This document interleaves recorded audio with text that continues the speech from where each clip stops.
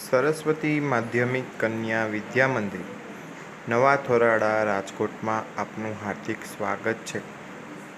ધોરણ 8 વિષય વિજ્ઞાનમાં પાઠ 1 પાક ઉત્પાદન અને વ્યવસ્થાપનમાં આજે આપણે વાવણી અને કુદરતી અને કૃત્રિમ ખાતર ઉમેરવું તેના વિશે અભ્યાસ કરીશું.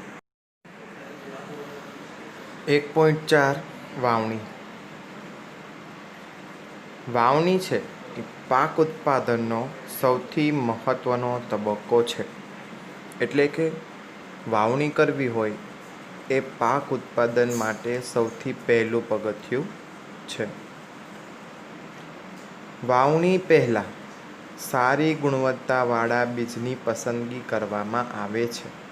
કે જ્યારે આપણે વાવણી કરીએ છીએ એ પહેલાં આપણે એક ખૂબ જ સારા ગુણવત્તાવાળા બીજની પસંદગી કરીએ છીએ. સારી ગુણવત્તાવાળા બીજ સ્વચ્છ અને તંદુરસ્ત હોય છે, એટલે કે સારા હોય છે. ખેડૂત સારી ઉપજ પ્રાપ્ત કરવાવાળા બીજને પ્રાથમિકતા આપે છે. એટલે કે ખેડૂત જે એ સારી ઉપજ મળે એને અગ્રતાક્રમ વધારે આપે છે. શું કેટલાક બીજ પાણી ઉપર તરવા લાગ્યા? આપણને એવો પ્રશ્ન થશે.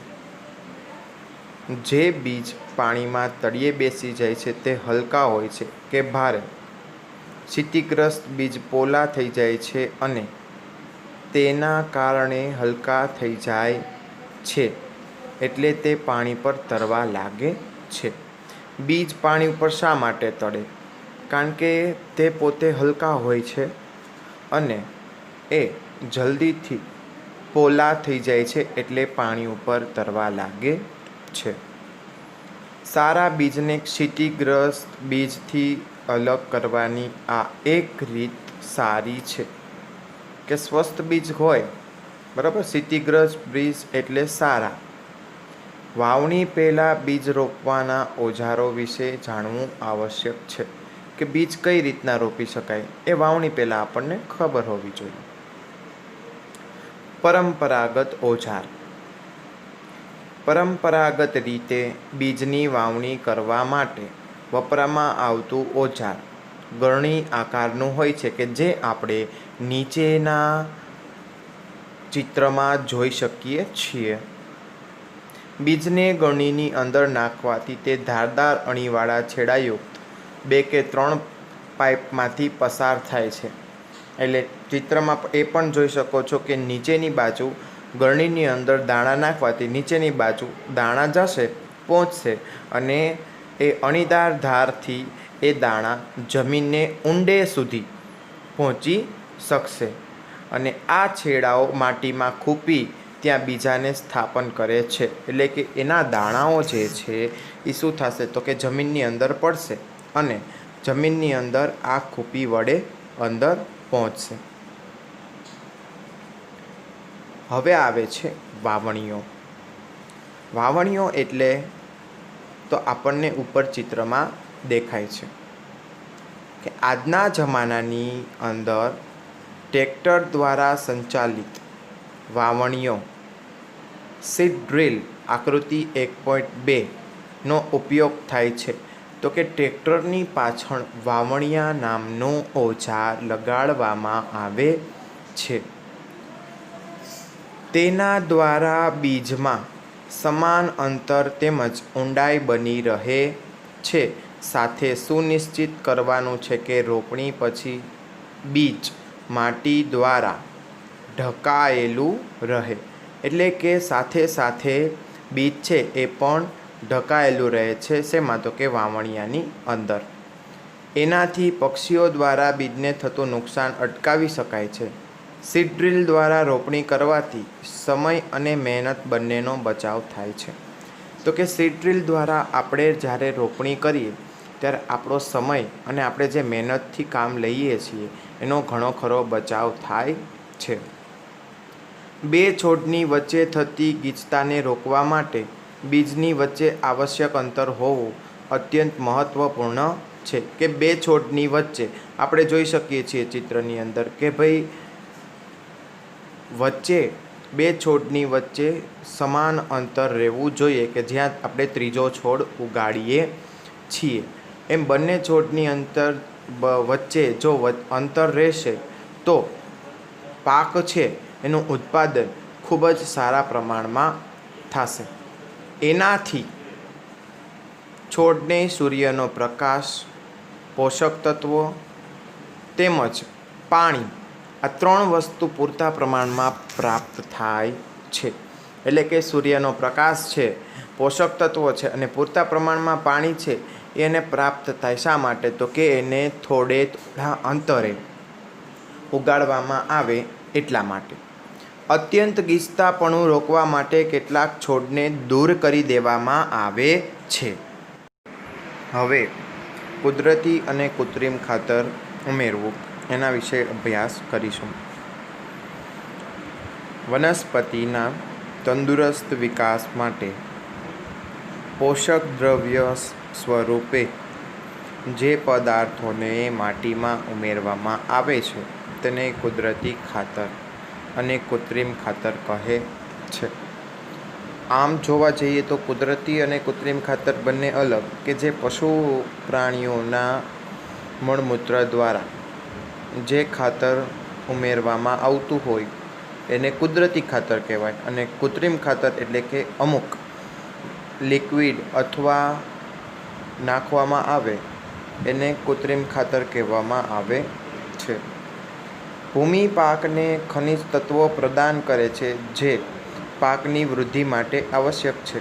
કેટલાક ક્ષેત્રમાં ખેડૂત ખેતરમાં એક પછી બીજો પાક ઉછેરે છે. ખેતર ક્યારેય ખાલી છોડતા નથી. કલ્પના કરો કે પોષક દ્રવ્યોનું શું થાય. હવે કેટલાક ખેડૂતો જે છે એ શું કરે છે તો કે એક પાક લીધા પછી બીજો પાક તરત જ ઉછેરે છે જેથી કરીને પોષક દ્રવ્ય નાશ પામે નહીં. સતત પાકને ઉગાડવાથી માટીમાંથી કેટલાક પોષક દ્રવ્યો ઓછા થઈ જાય છે. ઓછા થઈ જવું એટલે જેમ જેમ આપણે વધારે પડતો પાક લઈએ એમ તેના પોષક તત્વો ઓછા થવા માંડે છે. આ ક્ષતિ પૂરી કરવા માટે ખેડૂત ખેતરમાં કુદરતી ખાતર આપે છે અને કુદરતી ખાતર છે એ ખૂબ જ સારામાં સારું ખાતર છે. આ પ્રક્રિયાને ખાતર આપવાની ક્રિયા કહે છે. અયોગ્ય અથવા અપૂરતા કુદરતી ખાતર આપવાથી છોડ નબળા પડી જાય છે. એટલે કે વ્યવસ્થિત ચોકસાઈપૂર્વક અને અપૂરતું કુદરતી ખાતર આપીએ તો છોડ છે એની વૃદ્ધિ ઝડપથી થઈ જાય છે એટલે કે છોડ જલ્દીથી નાશ પામે છે. કુદરતી ખાતર એક કાર્બનિક જૈવિક પદાર્થ છે જે વનસ્પતિ અથવા પ્રાણીઓના વિઘટનથી પ્રાપ્ત થાય છે. કે પ્રાણીઓ જે છે એ મળમૂત્ર દ્વારા કુદરતી ખાતર છે એ આપણને વનસ્પતિ અને આના પ્રાણીઓના મળમૂત્ર દ્વારા પ્રાપ્ત થાય છે. ખેડૂત વનસ્પતિ તેમજ પ્રાણીના નકામા દ્રવ્યોને એક ખાડામાં એકઠા કરી તેનું વિઘટન થવા માટે ખુલ્લા છોડી દે છે. અમુક ખેડૂતો એવું કરે છે કે તેમના પ્રાણીઓને ખેતરની અંદર ખુલ્લા છોડી દે છે જેથી કરીને ખાતર ઉમેરવું પડે નહીં. વિઘટન કેટલાક સૂક્ષ્મજીવો દ્વારા થાય છે. વિઘટિત પદાર્થને કુદરતી ખાતરના સ્વરૂપે ઉપયોગમાં લેવામાં આવે છે. તમે ધોરણ 7માં વર્મી કમ્પોસ્ટ અથવા અળસિયાના ખાતર તૈયાર કરવા વિશે અભ્યાસ કરી ચૂક્યા છો. આપણે વર્મી કમ્પોસ્ટ વિશે અભ્યાસ કરી ચૂક્યા છીએ. શું ત્રણેય ગ્લાસમાં છોડની વૃદ્ધિ માત્રા એક સમાન છે?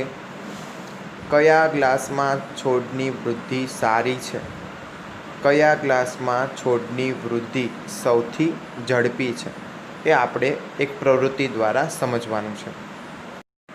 કૃત્રિમ ખાતર એવા રાસાયણિક પદાર્થ જે વિશેષ પોષક દ્રવ્યોથી સમૃદ્ધ હોય. એટલે કે કૃત્રિમ ખાતર એવું રાસાયણિક પદાર્થ છે કે જે પોષક દ્રવ્યોથી સમૃદ્ધ હોય. તે કુદરતી ખાતરથી કેવી રીતે અલગ હોય? કૃત્રિમ ખાતરનું ઉત્પાદન કારખાનામાં કરવામાં આવે છે. શા માટે? કારણ કે કૃત્રિમ ખાતરના કેટલાક ઉદાહરણો જેમ કે urea, ammonium sulphate, superphosphate, potash, NPK, nitrogen, phosphorus, potassium છે. તેનો ઉપયોગ ખેડૂતને ઘઉં તથા મકાઈ જેવા પાકની સારી ઉપજ પ્રાપ્ત કરવામાં સહાયતા મળે છે. એટલે કે કૃત્રિમ ખાતર ખેડૂત ઉપયોગ કરે એટલે તેમને પાક ઉત્પાદન સારું મળે. પરંતુ કૃત્રિમ ખાતરના અત્યંત વધારે ઉપયોગથી જમીનની ફળદ્રુપતામાં ઘટાડો થાય. કારણ કે કૃત્રિમ ખાતર કરતાં કુદરતી ખાતર છે એ જમીન માટે ખૂબ જ સારું છે. તે જલ પ્રદૂષણનો પણ એક સ્ત્રોત છે. એટલે કે જમીનની ફળદ્રુપતા બનાવી રાખવા માટે આપણે કૃત્રિમ ખાતરના સ્થાન કુદરતી ખાતરનો ઉપયોગ કરવો જોઈએ. એટલે કે કૃત્રિમ ખાતરની જગ્યાએ કુદરતી ખાતરનો ઉપયોગ કરવો જોઈએ, જેથી કરીને જમીન છે એની ફળદ્રુપતા ઘટે નહીં. અથવા 2 વખત પાક લો તેની વચ્ચે ખેતરને કેટલાક સમય સુધી કંઈ પણ વાવ્યા વગર ખાલી રાખવું જોઈએ. કે અમુક સમયે એક પાક લીધા પછી અથવા 2 પાક લીધા પછી એ ખેતરને ખાલી રાખવું જોઈએ. કુદરતી ખાતરના ઉપયોગથી જમીનના બંધારણ તેમજ જળ સંગ્રહ ક્ષમતામાં વધારો થાય છે. તેનાથી જમીન બધા જ પોષક તત્વોની પૂર્તિ થાય છે. કુદરતી ખાતર નાખીએ એટલે જમીન પણ પોચી બને છે અને તેમની જળ સંગ્રહ ક્ષમતામાં પણ વધારો થાય છે અને પોષક તત્વો પૂરતા પ્રમાણમાં મળી રહે છે. જમીનમાં ફળદ્રુપતા એટલે કે પોષક દ્રવ્યોની પૂર્તિ માટે અન્ય એક રીત છે પાકની ફેરબદલી. કે પાક છે એની ફેરબદલી કઈ રીતના કરી શકાય? તેને એક પાકને ઉછાર્યા બાદ ખેતરમાં બીજા અન્ય પ્રકારના પાકોનો વારાફરતી ઉછેર કરવામાં આવે છે. કે એક પાક ઉછેર્યા બાદ બીજો પાક લેવામાં આવે છે. પહેલાં ઉત્તર ભારતમાં ખેડૂતો કઠોળ એક ઋતુમાં ઉગાડતા હતા અને બીજી ઋતુમાં ઘઉં ઉગાડતા હતા. કે ઉત્તર ભારતના જે લોકો છે એ ખેડૂતો શું કરતા? તો કે એક ઋતુમાં ઘઉં અને બીજી ઋતુમાં કઠોળ ઉગાડતા હતા. તેનાથી જમીનમાં નાઇટ્રોજનની પૂર્તતા થતી. ખેડૂતને આ પદ્ધતિ સ્વીકારવા માટે પ્રોત્સાહિત કરવામાં આવે છે. કે ખેડૂત આ પદ્ધતિ સ્વીકારે તો તેના દ્વારા એ પણ પૂરા પ્રમાણમાં પ્રોત્સાહિત થઈ શકે. અગાઉના ધોરણોમાં તમે રાઇઝોબિયમ બેક્ટેરિયા વિશે અભ્યાસ કરી ચૂક્યા છો કે તે સંબીકળ વનસ્પતિ મૂળની મૂળ અંગિકાઓમાંથી જોવા મળે છે. તેમાં વાતાવરણમાં રહેલા નાઇટ્રોજનનું સ્થાપન કરે છે. કે તે વધારે પડતું નાઇટ્રોજનનું સ્થાપન કરે છે. હવે વિદ્યાર્થી મિત્રો આપણે કુદરતી ખાતર અને કૃત્રિમ ખાતર વિશે તફાવત જોશું. કૃત્રિમ ખાતર એક અકાર્બનિક ક્ષાર છે. તેવી જ રીતે કુદરતી ખાતર છે એક પ્રાકૃતિક પદાર્થ છે જે છાણ, માનવના નકામા પદાર્થ તેમજ વનસ્પતિના અવશેષોના વિઘટનથી પ્રાપ્ત થાય છે. વિઘટન એટલે નાશ થઈ જાય છે, એનાથી પ્રાપ્ત થાય છે. કૃત્રિમ ખાતરનું નિર્માણ કારખાનામાં થાય છે. એટલે કૃત્રિમ ખાતર કારખાનાની અંદર બનાવવામાં આવે છે. તેવી જ રીતે કુદરતી ખાતર જે છે એ આપણે ખેતરમાં બનાવી શકીએ છીએ. કૃત્રિમ ખાતર જમીનને સેન્દ્રિય પદાર્થ પ્રાપ્ત થતા નથી. એવી રીતના કુદરતી ખાતર જમીનને ભરપૂર માત્રામાં સેન્દ્રિય પદાર્થો, સડતા કાર્બનિક પદાર્થો પ્રાપ્ત થાય છે. એટલે કે કુદરતી ખાતરમાં ઘણા બધા કાર્બનિક પદાર્થો પ્રાપ્ત થાય છે. કૃત્રિમ ખાતરમાં વનસ્પતિ માટે જરૂરી પોષક દ્રવ્યો જેવા કે નાઇટ્રોજન, ફોસ્ફરસ અને પોટેશિયમ ભરપૂર માત્રામાં હોય છે. એટલે કે કૃત્રિમ ખાતરની અંદર નાઇટ્રોજન, ફોસ્ફરસ અને પોટેશિયમ પૂરતા પ્રમાણમાં હોય છે. એવી જ રીતે કુદરતી ખાતરમાં વનસ્પતિ માટે જરૂરી પોષક દ્રવ્યો તુલનાત્મક રીતે ઓછી માત્રામાં હોય છે. સાવ ઓછા પ્રમાણમાં હોય છે પોષક દ્રવ્યો. શેમાં? તો કે કુદરતી ખાતરમાં. કોષ્ટક 1.1માં આપણે શું જોયું તો કે કુદરતી અને કૃત્રિમ ખાતર વચ્ચેનો ભેદ. હવે આપણે જોશું કુદરતી ખાતરના ફાયદા, કે જૈવિક ખાતરને કૃત્રિમ ખાતરની તુલનામાં વધારે સારું ગણવામાં આવે છે, જેના કારણ આપણે નીચે મુજબ જોઈશું. તેનાથી જમીનની જલધારણ શક્તિમાં વધારો થાય છે. એટલે કે કુદરતી ખાતરની જલધારણ શક્તિની અંદર જમીનમાં ખૂબ જ વધારો થાય છે. તેનાથી જમીન છિદ્રાળુ થઈ જાય છે, જેનાથી વાયુ વિનિમયમાં સરળતા પ્રાપ્ત થાય છે. એટલે કે વાયુ વિનિમય છે એમાં સરળતાથી એ પ્રાપ્ત થઈ શકે છે. તે ફાયદાકારક સૂક્ષ્મજીવોમાં વધારો કરે છે, કે સૂક્ષ્મજીવો ધીમે ધીમે ફાયદાકારક રીતે વધારો થઈ શકે છે. જમીનના બંધારણમાં પણ એ સાથે સાથે સુધારો કરે છે.